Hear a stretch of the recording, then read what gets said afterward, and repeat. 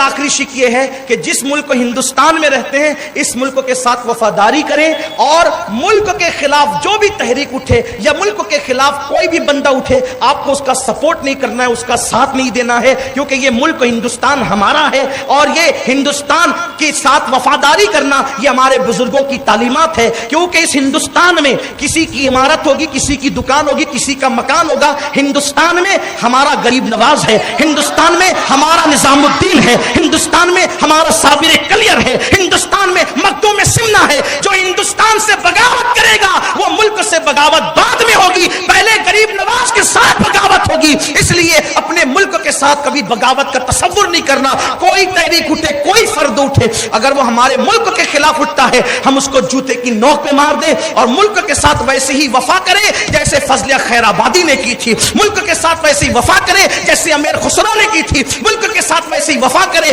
جیسے حضرت کافی مراد آبادی نے کی تھی۔ اور کافی مراد آبادی تو ہمارا وہ بطل جلیل ہے کہ قیامت تک کے ان مجاہدین آزادی پر ہم فخر تصور کرتے رہیں گے، ہم فخر محسوس کرتے رہیں گے کہ الحمدللہ ملک کے لیے سب سے پہلے اگر کسی نے جہاد کا فتویٰ دیا ہے انگریزوں کے خلاف تو وہ کوئی اور نہیں تھا، وہ سلسلہ چشتیہ کا ہمارا بطل جلیل حضرت فضلیہ خیر آبادی کی ذات تھی۔ اور کافی مراد آبادی کو جب پھانسی دی گئی تو لوگوں نے پوچھا تھا، کافی انگریزوں نے پوچھا تھا تمہاری آخری خواہش کیا ہے؟ تو کافی نے کہا تھا 2 رکعت پڑھ کے ایک نعت لکھنا چاہتا ہوں اور نبی سے ملاقات کرنا چاہتا ہوں۔ اسی پہ بات آج مکمل ہوتی ہے۔ اور کافی نے نعت کہی تھی، اس سے کافی کا عقیدہ پتہ چلتا ہے، کوئی گل باقی رہے گا نہ چمن رہ جائے گا، کوئی گل باقی رہے گا نہ چمن رہ جائے گا، بس رسول اللہ کا دین حسن رہ جائے گا۔ اطلس و کم خواب کی پوشاک پہ نازا نہ ہو، اطلس و کم خواب کی پوشاک پہ نازا نہ ہو، اس تنے بے جان پہ خاکی کفن رہ جائے گا۔ ہم سفیر و باغ میں ہیں، کوئی دم کا چہچہا بلبلیں اڑ جائے گی، سونا چمن رہ جائے گا۔ جو پڑے گا صاحب لولاک پر ہر دم درود، جو پڑے گا صاحب لولاک پہ ہمدرد ہر دم درود، آگ سے محفوظ اس کا تن بدن رہ جائے گا، آگ سے محفوظ اس کا تن بدن رہ جائے گا۔ اور اللہ اکبر کہتے ہیں سب فنا ہو جائیں گے، سب فنا ہو جائیں گے، سب فنا ہو جائیں گے، کافی وہ لیکن حشر تک سب فنا ہو جائیں گے، کافی وہ لیکن حشر تک۔ نعت حضرت کا ہمیں پاگل سمجھا ہے کہ ہم شریک مان لیں، نہیں حبیب مانتے ہیں۔ حبیب سورج میں ڈباؤں گا تو اشارہ کر کے پلٹانا تاکہ دنیا کو پتا چلے جب بندے کی شان یہ ہے خدا کی شان کیا ہوگی۔ اللہ اکبر، جابر کے بچوں کو موت میں دوں گا، تو پکارنا زندہ ہو کے آئیں گے تاکہ پتا چلے محبوب کی یہ شان ہے، خدا کی شان کیا ہوگی۔ حبیب جب تو کعبے کو چھوڑ دے گا، کعبہ سب سے قیمتی ہوگا، وہ حرم ہوگا، لیکن جب تو مدینے میں قدم رکھے گا تو کعبے والے شہر سے زیادہ دگنا برکت مدینے میں کر دوں گا تاکہ پتا چلے مصطفیٰ کے قدموں کا یہ عالم ہے تو خدا کی شان کا عالم کیا ہوگا۔ میرے پیارے آقا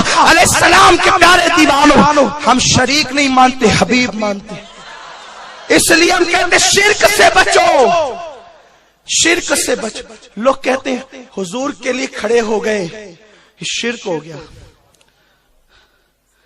15 اگست پہ تم جھنڈے کے لیے، راشٹر گیت کے لیے کھڑے ہوئے تو شرک نہ ہوا؟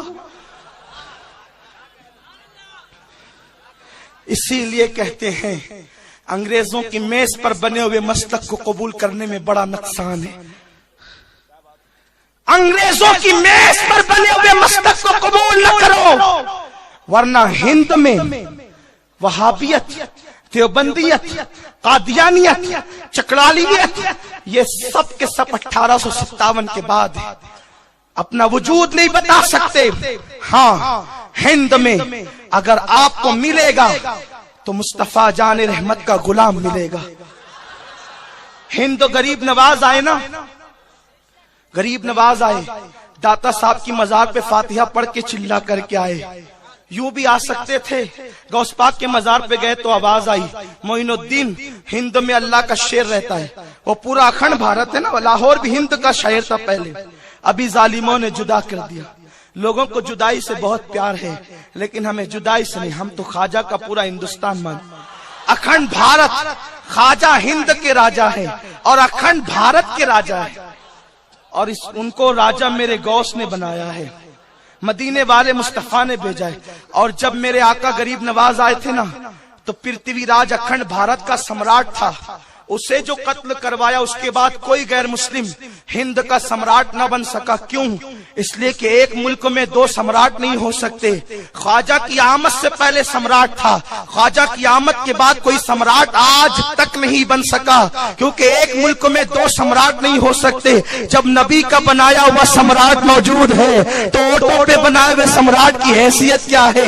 اللہ اکبر. جو اوٹوں پر بنتے ہیں 5 سال کے بعد اٹھا کر پھینک دیے جاتے ہیں, جو مدینے والے کے اشارے پہ بنتے ہیں قیامت تک کے لیے کوئی اقتدار کی کرسی سے ہٹا نہیں سکتا. حکومت وقت یاد رکھے, یہاں تو کل دوسرا رہے گا. زمین ہندوستان کا راجا ہمارا خواجہ سدا رہے گا. نعرے تکبیر, نعرے رسالت, خواجہ کا ہندوستان. بغداد میں غوث الاعظم کی مزار پہ غوث پاک کہتے ہیں ہندوستان میں اللہ کا شیر ہے, پہلے وہاں جانا پھر اجمیر جانا. غریب نواز وہاں آئے, پہلے مزار پہ حاضری دی, پھر 90 لاکھ کو کلمہ پڑھایا اور بتا دیا جو 90 لاکھ مشرکوں کو مسلمان بناتا ہے وہ معین الدین بھی مزار پہ جاتا ہے. اگر مزار پہ جانا شرک ہوتا تو توحید کا اجالا لانے والا معین الدین کبھی مزار پر نہ جاتا. میرے پیارے آقا علیہ السلام کے پیارے دیوانوں, مزاروں کو مٹی کا ڈھیر کہنے والوں, اللہ کا قرآن تم نے نہیں پڑھا. میرا اللہ فرماتا ہے لا اقسم بمواقع النجوم, قسم ہے اس مقام کی جہاں تارے ڈوب جائیں. اسلام بھی اور سائنس بھی کہتے ہیں تارے چھپتے ہیں ڈوبا نہیں کرتے.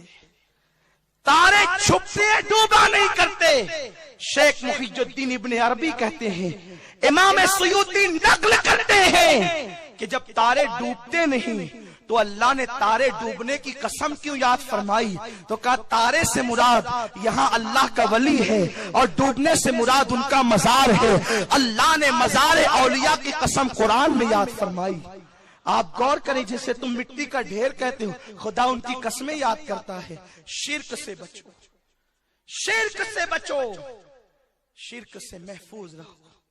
اللہ شرک کو پسند نہیں کرتا اور مشرک ہمیشہ جہنم میں رہے گا. یہی اتنا طویل عنوان ہے کہ اسی پر گھنٹوں گفتگو اہل علم کر سکتے ہیں. میں چھوٹا سا طالب علم ہوں اور اپنے امیر سے جو سیکھتا ہوں وہی آپ کے سامنے پیش کر دیتا ہوں.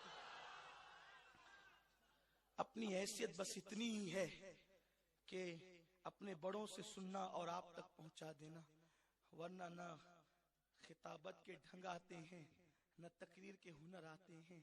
غوث پاک کی گدائی کرتے ہیں.